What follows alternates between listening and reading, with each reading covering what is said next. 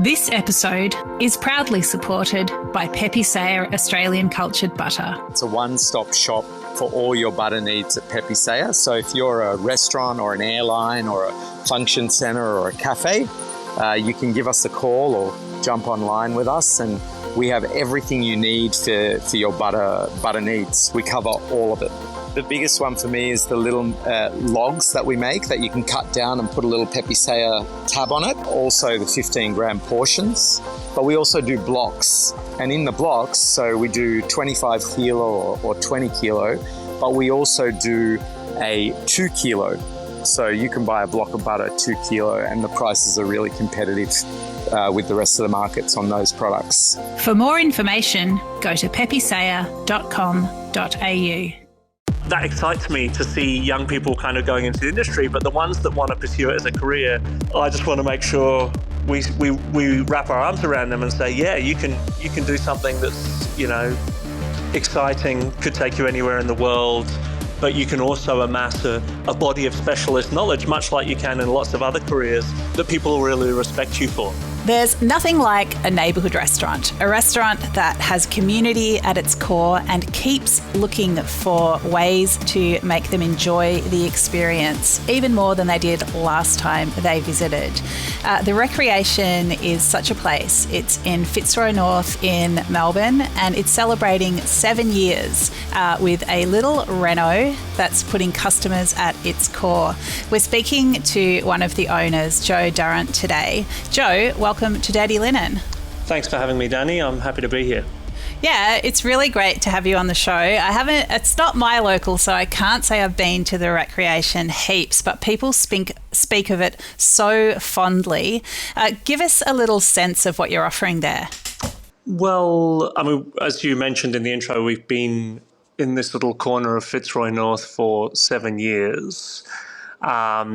Steve and Mark are my business partners, and we rocked up to this corner 7 years ago and kind of had this feeling that what it needed was a local, because it's on the way to a lot of places. Edinburgh Gardens is just down the road.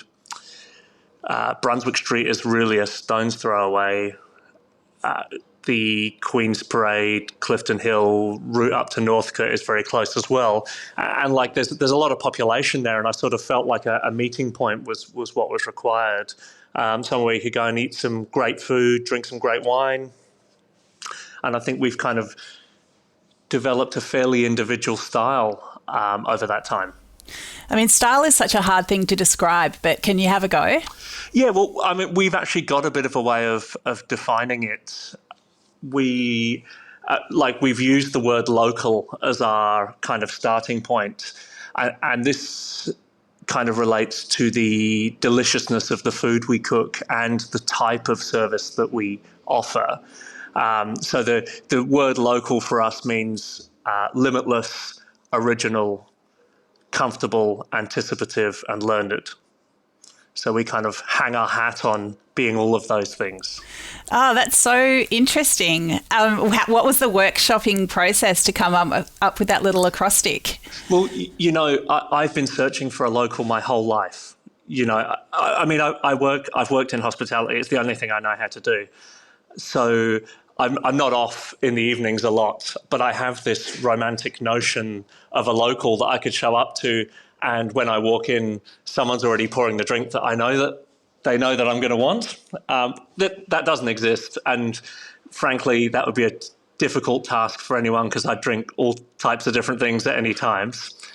But we kind of felt like, there's definitely something about people knowing you in a local, but they may not know you intimately. It's more that they kind of there's a recognition that either you're a new person visiting the restaurant, they realize what your context is in the space, and they try and serve you accordingly. So that we don't place an upper limit on how we look after people, to what levels we'll go to, whether they're visitors to Melbourne who are looking for some tips on other places to dine or great places to visit in the local wine regions, or are they people who have become customers over a number of years, and they're telling us how they've become on a committee of a local sports club, and is there something we can do for them? Is there a spot in the restaurant where they can hold a committee meeting, or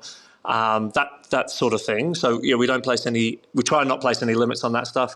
The originality is really important, because I feel like in this world of social media, you kind of you look at what other people are doing. Of course you do. It's natural, and actually, no matter how genuine you try and be, you find yourself scrolling, and you will be influenced by those ideas. You have to be. So trying to guard against being original, trying to guard against not being original, I should say. Offering something that when someone walks in here, they think that's a little bit different. Comfort is exactly what we've tried to emphasize with our renovation, moving to an upholstered chair, changing to an acoustic ceiling, which I think has made a huge difference already. I think we started on an outrageously low budget, and some of the things that we wished for comfort-wise haven't been there, and now we're really happy to include them. But the comfort also could be if you dine at the restaurant with kids, and your kids are acting up, maybe the colouring pencils and paper need to come out to help the parents feel comfortable, to show that we're not actually peering over from the bar thinking those kids are ready. It could, and then anticipation. I guess some of that is what we just talked about. But I think there's also great waiting staff and great chefs are always anticipating. They're thinking, what's next all of the time. If you're having your main course hit the table and you only have a little bit of wine in your glass, someone hasn't anticipated for you, and we need to think, right, okay, that person's going to need a glass of something, or at least we found out that they don't want anything. And then the learned part, I think that's really, really strong. I think that part of that is probably never ever presented to the majority of customers, because frankly, most customers don't care what all the Grand Crus of Chablis are. But I feel like as a professional, you can really develop your knowledge in quite a specific skill set. And I think there's a lot of pride that comes with that, and that helps you deliver everything that we've just talked about. Yeah, I love that.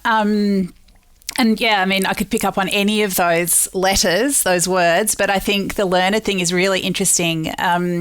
It's such a skill, or it's such a great balance to find when you know a lot about something such as wine, but that you pitch the way you speak about it, perfectly for the person that's in front of you.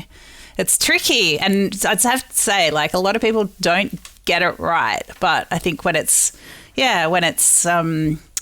you can feel the underpinnings and the expertise, but you don't feel like battered or diminished by it, then it's can really elevate an experience.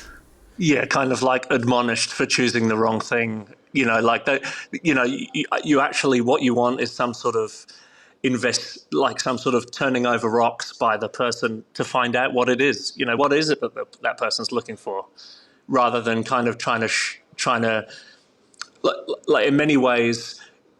The larger the wealth of knowledge that you have, the greater care you have to take in administering it, Yeah, that's really true. How does it make you feel to look after people in this way? Well, as I said, I think this is all connected to this romantic notion that I have as a local. So,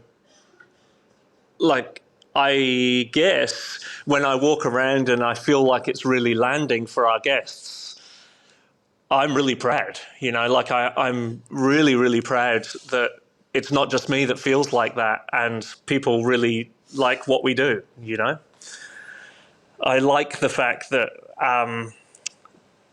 Steve is open to, he makes kind of classic sauces, and they could be perceived in other settings as being somewhat daggy, but our guests really, really like them, and they have kind of layers of deliciousness. I'm really proud that we're that place where it's a kind of, there's no holds barred, Joe, tell me the story of how the three of you came together to do this. Well, it's, I guess, sort of complicated, sort of not. I think we reached a point that a lot of hospitality professionals in their 30s kind of get to, where they like working for a great place. They probably accumulated a wealth of knowledge and skills, and they're thinking, well, what do I do next? Where am I going to go? Is it into a senior management position in a large company? Am I going to strike out on my own? But my connection with Steve and Mark goes back a fair way. I was raised in Scotland, and my initial working life was there. And Steve and I both worked in a restaurant in Edinburgh called The Atrium, which is actually no longer there. And that was probably 2006. Going a fair way back. And like we were friends. Actually, we worked together with Luke Skidmore from Tipo 00 there, and we were all kind of like a little group of mates. And when I kind of always kept in touch with Steve, and ironically at the same time I was living on the same street in Edinburgh as Mark, but we never knew each other. He was there, we just would have passed each other in the street. We both had children who are roughly the sort of same age, so I reckon we would have been in the playground at similar sort of times. But then when I relocated to Melbourne, I went to work at Grossi Florentino, and in my second week there, Mark kind of walked in, and we realised we had a bunch of stuff in common around where we'd been recently, and family, and the Edinburgh tie. And then we like, through our friendship, Steve got included in the equation, and the timing just sort of tied up, really. Yeah, that's really great. Now, there's something that I know about your work in Scotland that I really want to ask you about. You've got great experience in all kinds of things, but I need to know about you being head of dining rooms on the Royal Scotsman train. Look, the Royal Scotsman train is a really unusual job. It's now owned by Orient Express. It was privately owned when I worked on it, but a lot of people are aware of Orient Express and how it's a sort of luxury train. But I think the Orient Express has around 200 guests on board at any time, but the Royal Scotsman has 38. So it's a really, really detailed service. And you are on board with the guests all of the time, and you have your own sort of sleeping quarters. But the dining room serves sort of at least 4 meals a day, maybe 5. And it is an absolutely exhausting job, but it is super detailed. You kind of you have this like hidden operation behind the service points, where, like, if a guest mentioned to me in the dining room that he loved Lagavulin at a certain age, I would make a little note of that, and the following day that guest would arrive back to their room and find a bottle of Lagavulin in their room at the aging that they had sort of suggested was their favourite. And like, it's like that sort of like limitless magic, and sort of planning and contingency planning that is just, it's kind of like, it's like nothing else. Sounds amazing. And where does the train go, or is that really not the point? Well, I mean, where the train goes is absolutely beautiful.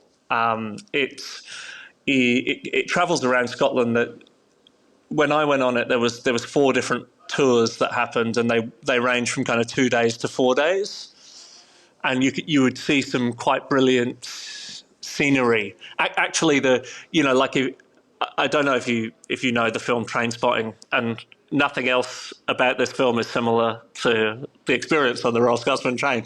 But when they're dropped off at a station in the kind of wilds of Scotland in Rannoch Moor, like that's the sort of scenery in the background where they sort of suggest that Scotland has all the fresh air in the world. I'm not going to do the quote because I can't deliver it well. That is reframing train spotting in my mind as I hadn't thought of it as a film where I was looking at beautiful scenery. Yeah. That's but Scotland is so beautiful. I have had the good fortune of travelling around there a little bit, and to do it by train must be really great. I mean, what did it teach you as a hospitality professional, and what have you been able to take from an experience like that, and carry forward? Well, I mean, I think genuinely the conditioning that is required to carry out the job is something. I'm a huge believer in us moving away as an industry from just working people into the ground.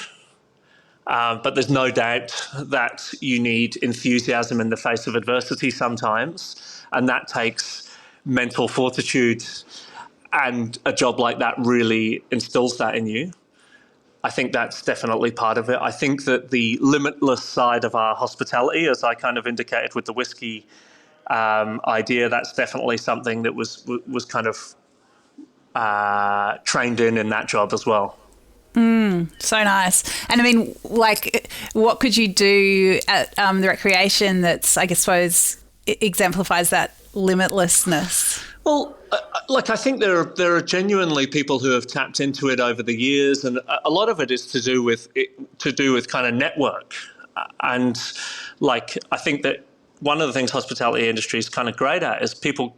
It's not a huge industry, and people get to know people. And like some of our regulars have mentioned to me that they're dining at other places, and I want to make sure that they get looked after when they go there. And recently, some regulars of ours went to the Tasman Hotel in Hobart, and an ex-colleague of mine was working there, and he kind of really went out of the way to look after them. I just feel like, they kind of came back and they're like, wow, you're the place we call past for a glass of wine, and you had this huge impact on our holiday to Tasmania, That is so nice. I love that. That's making me teary, actually. Well, look, as I say, in hospitality, we've got to kind of look after each other and also promote our relationship with each other. Yeah, that's such a nice way to look at it. Joe, you're obviously an employer now. Tell me about your feeling about how people should be looked after in hospitality and how you enact that in your business. I mean, I have to say that my philosophy has changed through loads of things over the years. We've recently had the pandemic, and you look at the way that certain sections of our workforce were treated during the pandemic, and the shortening of the available workforce out of the other side, which is not a surprise, And I kind of look at, what's being said about the cost of dining at the moment, and I think there's just a complete misunderstanding of what we do. When somebody puts a plate of duck in front of you at the recreation, the cost component is not about the ingredients on the plate. It's everything, including the 25 years of experience of the person that conceived and cooked it for you, and potentially the person who recommended the glass of wine for you. So I think this sort of serious professionalism is kind of the first step.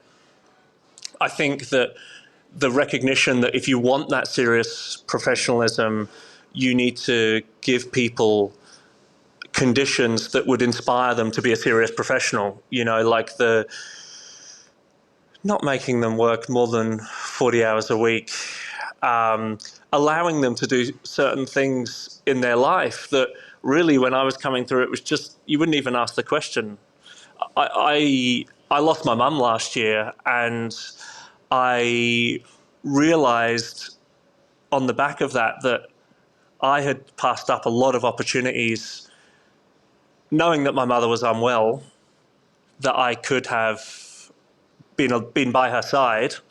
And when I was sitting there at the end of her life, those opportunities really hit me pretty hard that I hadn't taken them.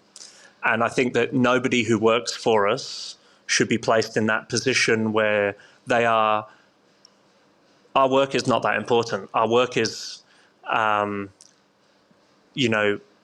you can be a serious professional and you can have a life outside of work. And we need to offer that to people. Otherwise, we won't get the raw materials into the industry that we require to offer this sort of service that we're after. Wow, that's a really hard one lesson. But yeah, I mean, it's. I'm sure your workers are grateful for that flexibility, and I suppose just being seen as people. Yeah, absolutely, and it's not like you've got to be pragmatic. We know that we're going to have to work later sometimes. But by definition in hospitality, you occasionally have to put yourself out to deliver what you want to deliver. But it's about a balanced scorecard, that it's not all the time that you're just running someone into the ground,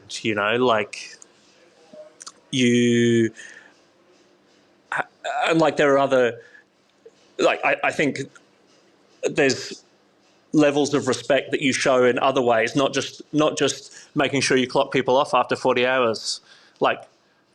You need to respect them and their intentions as an individual. Is it that they actually only want to work 35 hours a week or 30 hours a week because it affects whatever else they've got going on, I think you just got to look a little bit closer. And we just, in the end, the customer will foot the bill, but you've got to make sure that it stacks up value-wise for them, as an operator. Yeah, well, I mean, back to the duck and, the value that diners place on the experience and everything that underpins it. I mean, everyone at the moment is dealing with the realities of cost of living and that a lot of people are spending less. How do you balance that out with delivering what you want to deliver? Well, I mean, you have to balance it. You have to find a way. And I think a lot of it is offering a spectrum of things in your establishment. One of the moves that we've made with the renovation is creating a bar area where there's a sort of snack-led dining where you can choose your own adventure a little bit, and perhaps the buy-in to coming in for a light dinner is lower than it is coming into the kind of main area. So I think that's definitely part of it. I think that the days of the set menu, the fixed 3-course price, tasting menu only, are probably reserved for the very top level of dining. I think that you've got to allow people to come in and size their experience for the occasion that they are looking for. And then I think inside your menu, you've got to kind of be creative with what you're offering. As I said before, in some ways I find the margin discussion unhelpful, because I kind of think margin is one thing, but you can look at the cost of the raw materials on the plate, but in fact what we deliver in hospitality is far more than that. So I actually don't love that as a we could use cheaper cuts, or we could do that, or whatever. That's kind of counter to what we're trying to offer. I think what you have to do is allow people to make decisions on how they want to use your establishment. So is it tough right now, or is it working? Well, we're an unusual case, I think. It is business level has been quite reasonable for us this year, but we have been relatively aggressive. We've taken the renovation on as a project, and I think that there's a lot of interest around our kind of locals and customers in what's happening, and they're coming to check it out at the moment, which probably skews the picture a little bit. there's no doubt that it's a bit trickier out there than it has been to get business. Yeah, interesting. And Joe, I'd also love to chat to you about your other business, Paradise Valley Hotel. Can you tell us about that? Yeah, well, so the opportunity to do the Paradise came about after we'd been at the Recreation for 3 years, so nearly 4 years ago. And we were approached by some customers of the Recreation who had bought the freeholds, and they wanted us to operate it for them. And so the Paradise Valley is a large pub in the Dandenong Ranges just outside of Emerald. And it has fantastic outdoor spaces and indoor spaces. But when we visited it the first time, the outdoor spaces really kind of caught the eye, like lots of beautiful trees, and actually has the Puffing Billy train track running through the grounds with a small station where you can get off. And inside we have a kind of large dining area where we offer a great pub bistro experience, which, you know, there are probably lines of sight into what we do at the Recreation, but we definitely have positioned it somewhere that people who had visited the Clemo, as it's locally known, prior to our taking it over, they would still be able to come and get a parma or a burger or what have you. But there's also things like the duck and mushroom pie on the menu, which has been on the menu at the Recreation as well. It's really nice to have that connection, but also that specificity. And it's hilarious that the train goes through. I didn't realise that. Do you have any like Royal Scotsman vibes, like wanting to do a bit of a catering operation on the old steam train there? Well, I mean, the one thing we have done is that you can buy a ticket from Puffing Billy now where you stop and have lunch at the Paradise, which is really cool. And like, I took my son on Puffing Billy prior to us being involved in the Paradise Valley, and I have to say that most of the time I was on the train, I was thinking, man, I could use something to eat and drink that was good.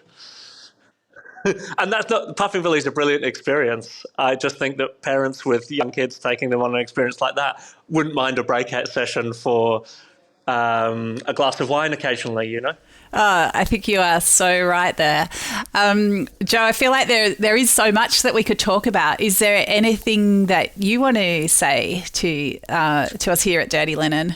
No, look, I mean, I think that you guys, you do a great job of highlighting the issues that are kind of out there. And I think that we, both operators and media at large, kind of have a responsibility to push that professionalism, that serious professionalism that I was kind of talking about, you know, really kind of elevate the people who offer it, and that will hopefully mean that it becomes the norm, you know, like promote great careers in hospitality. You know, like my son is started his first hospitality job, and funnily enough, that's with one of my ex-colleagues from Grossi has employed him.